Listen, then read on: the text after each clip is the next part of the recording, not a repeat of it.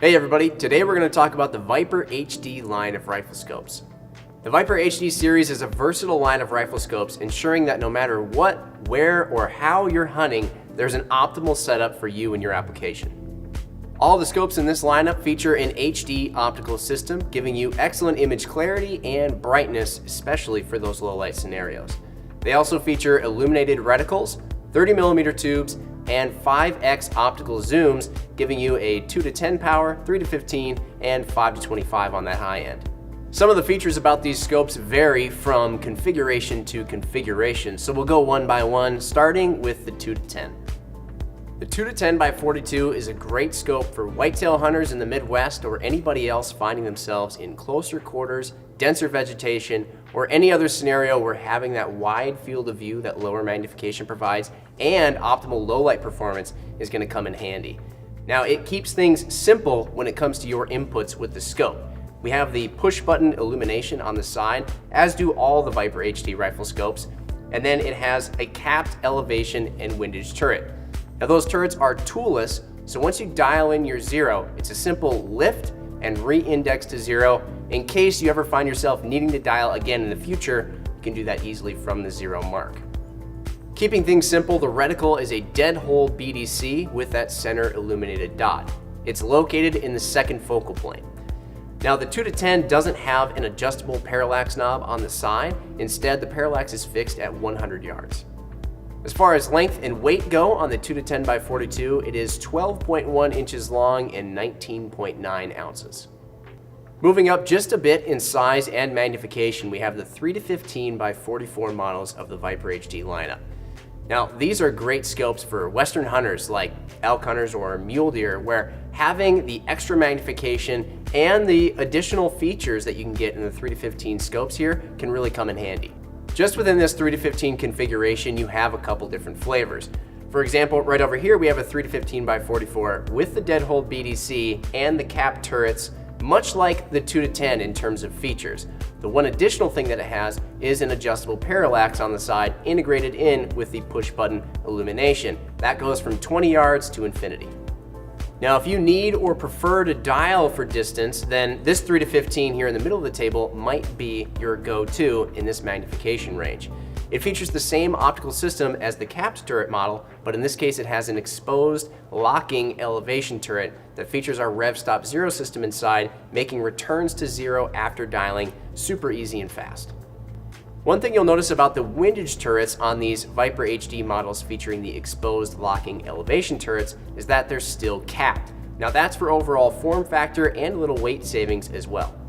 To complement that exposed elevation turret and give you more information in your reticle, all while maintaining a simple field of view, this 3 to 15 by 44 uses the VMR3 reticle in the second focal plane with an illuminated center dot and available in MOA or MRAD.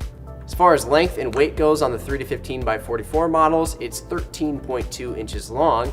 The capped model comes in at 21.5 ounces, and the exposed elevation turret model comes in at 22.5 ounces. Taking another step up in magnification, we find ourselves at the 5 to 25 by 50 models of the Viper HD lineup. These models are perfect for Great Plains, open country hunters, antelope to coyotes, really anything where you're going to need more magnification. Once again, just within the 5 to 25 magnification range, we have a couple of different flavors. Mostly what that boils down to is the reticles and the focal planes that they're in. So the second focal plane model here is very similar features-wise to our exposed elevation turret model within the 3 to 15 line. So as far as features go, you can really just mirror that right over. The only difference you're getting is, of course, the fact that it is 5 to 25 in the magnification range. Now, this VMR3 reticle here is in the second focal plane. One thing worth noting, oftentimes those reticles subtend correctly with the scale of the image at the highest magnification. In the 5 to 25's case, it subtends at 20 power, and there is a detent in the mag ring, so you can be sure you're on the right magnification before using that VMR3 reticle. Moving over to our last scope here, again, 5 to 25 power, same optical system as the second focal plane model, but now this utilizes our VMR4 reticle in the first focal plane.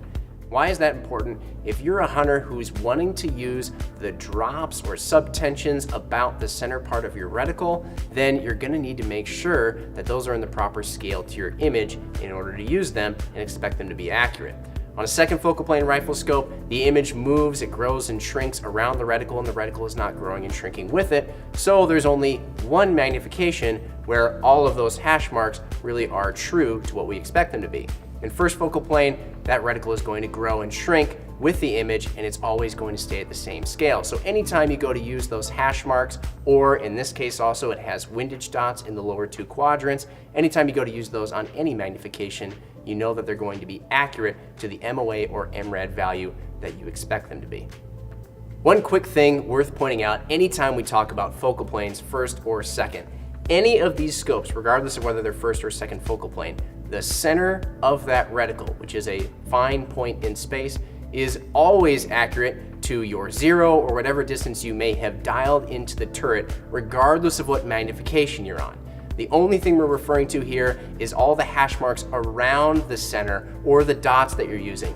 Those are what's important to be at the same scale to the image. Now, a couple of specifics about the VMR4 reticle. Remember, this reticle is assuming that the shooter, taking advantage of the first focal plane, is going to be holding over a fair amount. Now, that's why it has a windage tree, or the dots in the lower two quadrants, allowing a shooter to hold for both elevation and windage on a more precise point at the same time. The illumination occurs on the vertical and horizontal stadia. It is an illuminated crossplex, so that way if you're on lower magnification when the reticle appears to shrink, you can illuminate it, see it more easily, or of course in low light scenarios, it makes the reticle a whole lot more visible. The VMR4 can be had in either MOA or MRAD. The parallax knob on the 5-25 models is located on the left side of the rifle scope, just like the 3-15, and goes from 20 yards to infinity. Length and weight on the 5-25 models, regardless of second focal plane or first focal plane, is 15.2 inches and 25 ounces. As far as what comes in the box with your Viper HD rifle scope, all of the models come with a neoprene cover, sunshade, lens cloth, CR2032 battery for the illumination. The models with the exposed elevation turrets come with a turret tool and a rev stop ring for the zero system in the elevation turret. Last but certainly not least, as with all Vortex products, the Viper HD rifle scopes are covered under our lifetime unlimited VIP warranty. But there you have it, folks. That's the Viper HD lineup of rifle scopes. If you have any questions about these scopes in particular or any products in the Vortex lineup, let us know, and you can hit us up in the comments below via phone, social media, email, whatever works best for you. We appreciate you watching this video. We'll see you on the next one.